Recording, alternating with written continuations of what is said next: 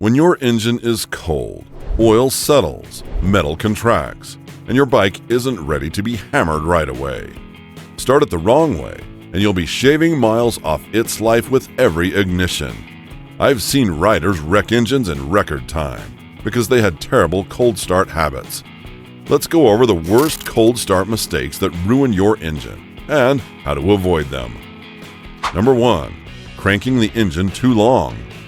You turn the key, hit the starter, and it doesn't fire up right away? What do? If your answer is just keep cranking until it starts, you're making a big mistake. Extended cranking overheats the starter motor and drains the battery. Worse, if your engine isn't firing because of a fuel or spark issue, you're flooding the cylinders and washing down the oil film that protects internal parts. Modern fuel-injected bikes usually fire up in a second or two. If yours doesn't, stop cranking after 5 seconds, wait a few moments, and try again. If it still won't start, something's wrong. Don't force it. Number 2. Revving the engine right after startup. Some riders think blipping the throttle right after starting the bike warms it up faster. It doesn't. It actually causes more harm than good. When an engine is cold, oil is still thick and hasn't fully circulated. Revving it too soon means metal parts are rubbing together with minimal lubrication, increasing wear on camshafts, piston rings, and bearings. It's even worse on older carbureted bikes because cold fuel mixture can be too rich or too lean, causing uneven combustion and extra carbon buildup. The right way? Start the engine and let it idle for 30 seconds to a minute before riding off gently. Your bike will thank you. Number 3. Letting the bike idle for too long before riding. If revving a cold engine is bad, then letting it idle for several minutes should be the right way to warm it up, right? Well, not exactly.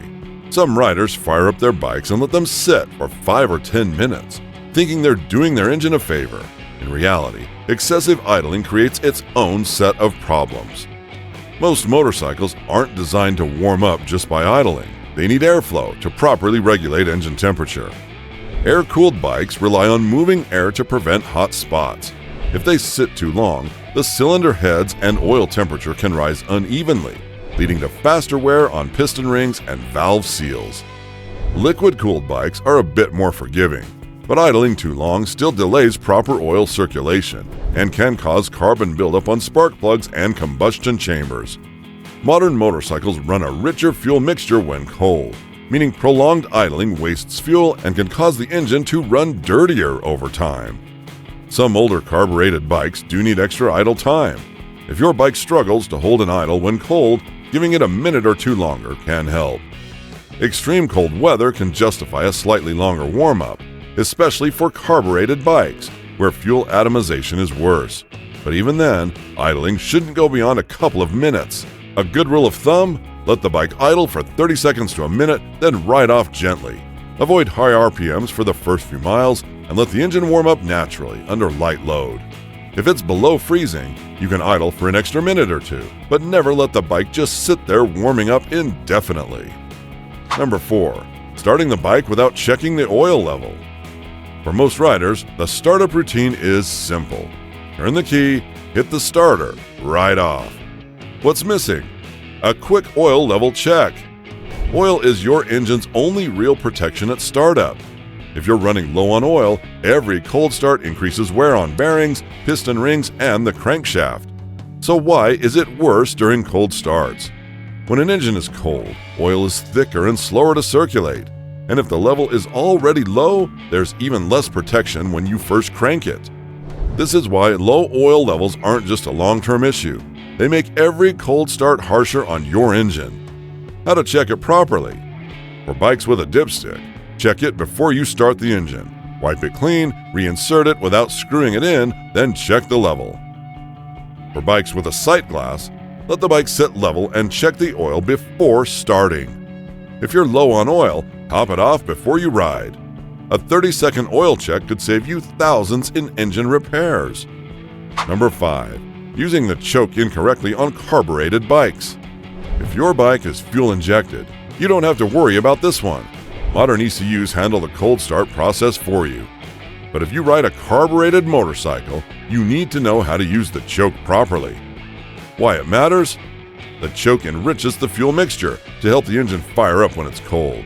But too much choke for too long leads to excessive carbon buildup on spark plugs and valves, unburnt fuel washing down cylinder walls, reducing lubrication, higher fuel consumption without any real benefit. On the flip side, not using the choke when it's needed can make the bike harder to start, run rough, or stall out when you try to ride off. The right way to use the choke? Apply full choke before starting if the engine is completely cold. Once it fires up, let it idle for about 30 seconds to stabilize. Gradually reduce the choke as the engine warms up.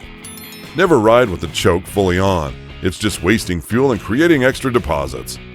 Some older bikes need a bit more patience, especially in colder weather. But keeping the choke on for too long is just as harmful as not using it at all. Number 6. Starting the bike in gear without pulling the clutch in. Ever hit the starter and felt your bike lurch forward unexpectedly? That happens because starting in gear without pulling in the clutch puts extra stress on the engine and transmission. When the engine is cold, oil is thicker and hasn't fully circulated yet.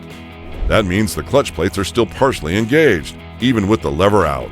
If you hit the starter in gear, the engine has to fight extra resistance from the transmission, making the starter motor and clutch assembly work harder than they should. Some modern bikes won't even allow this. They have a clutch safety switch that prevents the engine from starting unless you pull in the clutch. But on older bikes, nothing stops you from hitting the button and putting unnecessary strain on the internals. The simple fix? Always pull in the clutch before hitting the starter, even if you're in neutral. And if you're parked in gear, get in the habit of shifting to neutral before shutting down. It won't destroy your bike instantly, but over time, starting in gear adds extra wear that can easily be avoided. Number 7. Starting the bike without letting the fuel pump prime. On fuel-injected motorcycles, the moment you turn the key, you'll usually hear a whirring sound coming from the fuel pump. That's the system priming itself, building the right amount of pressure before sending fuel to the injectors. Some riders don't think about this at all. They turn the key and immediately hit the starter. That's a bad habit, because if the pump hasn't finished priming, you're forcing the engine to crank with an incomplete fuel supply. When you start the bike too quickly, you might notice a rough idle or even a failed start on colder mornings. That's because the injectors didn't receive the correct amount of pressurized fuel right away, forcing the engine to struggle. Over time, this extra strain adds unnecessary wear to your starter and battery. The fix is simple. Turn the key and wait for the fuel pump to stop priming before hitting the starter. It only takes a second or two, but it makes sure your bike gets the fuel it needs to fire up smoothly.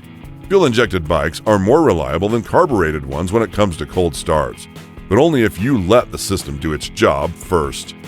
Number 8. Flipping the throttle while starting the bike. Some riders have a habit of giving the throttle a twist while pressing the starter, thinking it helps the engine fire up faster. On older carbureted bikes, there was some logic to this. Cracking the throttle slightly could help pull fuel through the carb jets. But on modern motorcycles, especially fuel-injected ones, flipping the throttle during startup does more harm than good. When you twist the throttle while starting, you disrupt the fuel-to-air ratio that the ECU is trying to manage. Instead of allowing the system to deliver the precise amount of fuel needed for a smooth injection, you're introducing an unnecessary variable. This can lead to an overly rich mixture, causing incomplete combustion, extra carbon buildup, and even the possibility of fouling your spark plugs over time. It gets even worse in cold weather. A cold engine already runs on a richer mixture than normal, so adding extra fuel with unnecessary throttle input can lead to excess fuel washing down cylinder walls, diluting your oil and increasing wear.